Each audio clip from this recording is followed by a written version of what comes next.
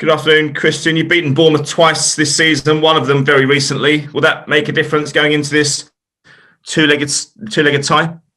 No, not really. There will, of course, be some recent footage that we can use going into this game, but we know that the playoff games and knockout games work in a different way. We're facing a very, very good team, a team that's been a Premier League side for I don't know how many years. So we know already that we have to be on our A game to make a good result here. Will it help that, unlike last season, you haven't crashed out of automatic promotion contention at the last? You've known for a few weeks now that you're going to be in the playoffs, and maybe not having to pick yourself up off the floor in the way you did last year might actually go in your favour? I think that's a good point. I think it's been less stressful the last couple of weeks compared to last year. So I think we have had more time to settle a bit, wrapping our heads around what's coming up, instead of just going straight from a last game against Barnsley where we lost. Seeing West Bromwich drawing with QPR, it was quite hard to come back from that, which we still managed to do. But I think our preparation has been better this time, and it's been a bit more calm around the training ground as well. On that point, I mean, your assistant coach, Brian Reamer, talked in February in an interview about the pressure getting to the squad at that crucial stage last season. He said the players weren't sleeping properly ahead of games. Did you feel that was the case, and how do you think you're going to manage it better this time?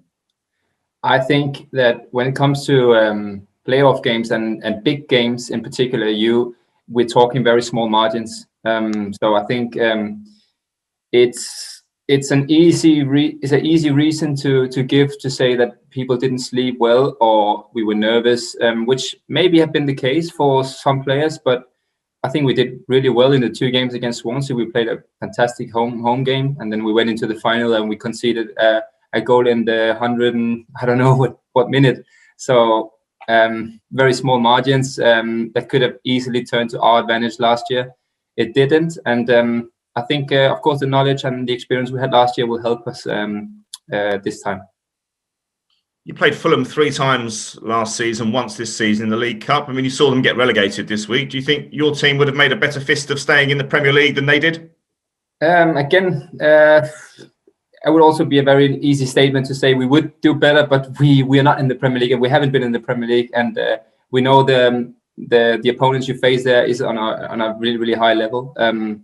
So we would like to think so, and we will hope we will try and prove it next year. But first, we have a job to do. Thanks for your time. Appreciate it. You're welcome. Hi, Christian. How are you? Very good, Ian. How are you? I'm very well, thank you. It's good to see you again. Last season, you had a chance to get promoted twice, with the game away at Stoke and then obviously at home to Barnsley before going into the playoffs. You never had that opportunity this time round. In that respect, is there maybe a little bit less pressure on the squad? Yeah, that's also what I said before. I think we've had more time now to prepare for the playoffs, where last year we just went straight from 2 big disappointments against Stoke and Barnsley and then straight into the playoffs, which made everything a bit more stressful. I think our preparation has been really good so far. And like I said, it's been a bit more calm around the training ground and around games as well. We've been able to work on different systems and so on towards the playoffs. Because you've beaten Bournemouth this season, does that make you favourites to win this tie? I wouldn't say so. We are, like I said, playing a top side that has a lot of Premier League experience as well, and we know that it's players that are made for the big games, which will come now. But of course, we're confident, not only from beating Bournemouth, but just from a really good run recently where we've won a lot of games. And that is, for me, much more important to go in with that feeling instead of thinking about former fixtures against Bournemouth. Yeah, how much does that matter? Your run has been really good. Bournemouth have lost their last 3, and while they were in the playoffs, it maybe didn't matter. But in terms of momentum, how much does momentum count for anything? Or are these just 2 one-off cup games? It is 2, one-off cut games, but I can only talk from our behalf. And I think we have built up momentum, and that will give a certain confidence going into the playoff games. But I don't think their recent bad form will have any influence, because I think it's professional and good players that will be ready for big games like this. Ivan Toney's already been linked with a move to the Premier League after scoring 30 odd goals this season. There are other players, yourself included, who, if Brentford didn't go up, are likely to be wanted by Premier League teams. Is there a feeling that this team, this is like the third year in a row, this team more or less has gone for promotion? If they didn't do it, then it might see the breakup of the team. Is that an extra pressure as well? No, I don't think we think about it like that. Hopefully, we will all be playing Premier League next year with Brentford. I think last year as well, we knew that certain players might want to leave us after the playoff final, and we did sell 2 of our best players, but we managed to replace them and put on another fantastic season. And in a club like Brentford that is so well managed, from the top down to us players, you expect us to be in the top of the championship again next year if we don't manage to get up. I think it's a really well driven club, and no matter which players we will sell, I'm sure that we can replace them. Finally, just talk about you personally. I mean, we've had a chat about Denmark and the Euros. You've made your Danish debut this season against England. Hopefully you're going to the Euros. Would it be the icing on the cake to get Brentford promoted? I mean, you've achieved so much away from club football. To achieve the ultimate with club football and get promoted, would that kind of be the icing on the cake for you in what's been a difficult year? Yeah, of course. It would be a start to a fantastic summer. There's no doubt about it. I'll try not to look too far ahead of myself. We have some very important upcoming weeks now before the Euro starts. Hopefully that will be the start of a fantastic summer. Go well, Christian. Good to see you again, my friend. Thanks. You too.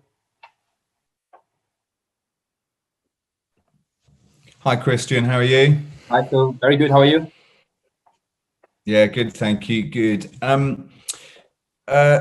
Losing out in the playoffs can be very disappointing, can't it? But Swansea have got back in there, and obviously yourselves have got back in there with more wins, less defeats, more points than last season. What was the secret of not letting what happened last season, at the end of last season, affect the way that you went into this season? I think the mentality in this group is very, very strong, and even a hard defeat like last year couldn't really shake us that much. It was just a new beginning with a short holiday in between. But I think what's been most impressive this season is that we, for majority of the season, some of our key players last year have been out with injuries, including myself.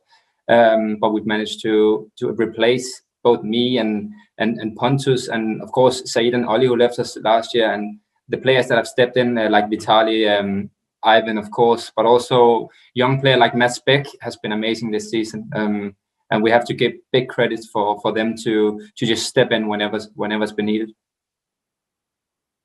For you, there's been frustrations this season, obviously having a spell out injured, which has allowed you, I suppose, to see the team play. So you've had maybe both perspectives. You've been involved on the pitch, but you've seen from outside watching as well what has made this team more difficult to beat this year and also more successful this year. I know that you would rather have been out there, but has that been an interesting perspective from you as a player? It has been, definitely. You do see the team in a different way than when you are in there as a player. I hope this time around it will be an advantage for me that I've had quite a severe time out, 4 or 5 months. That will maybe give me that extra energy coming into the final bit now, where some of the players maybe will be a bit tired for what has been a very long season, playing every 3 days, every 4th day. So hopefully I can bring out and on that energy to some of the other guys who's played a lot of games this year. You do bring in that experience, two bits as a squad, the experience of last year and what the playoffs and how it feels, the pressurised atmosphere of the playoffs coming into this game, plus success in knockout football this year again with the run in the League Cup final. Are both those elements quite important, do you think, coming into this? It might be. Let's see. I think it's a good point again that we've been looking really good in these knockout games. We did last year in the playoff semifinals, and we've done it in the League Cup as well. So hopefully that will give us a bit of an edge coming into these knockout games. But I think it's a bit more random than that we can use that experience. But let's see when we come to it. Maybe it will give us a small edge. And to use a golfing analogy for you, if the season is like stroke play, are we sort of into a match play situation now? These are the playoff. These are individual holes you have to win, aren't they, Christian? They are. If you look at a tournament where it's over 4 days, you could take that as a whole season. Now will it be?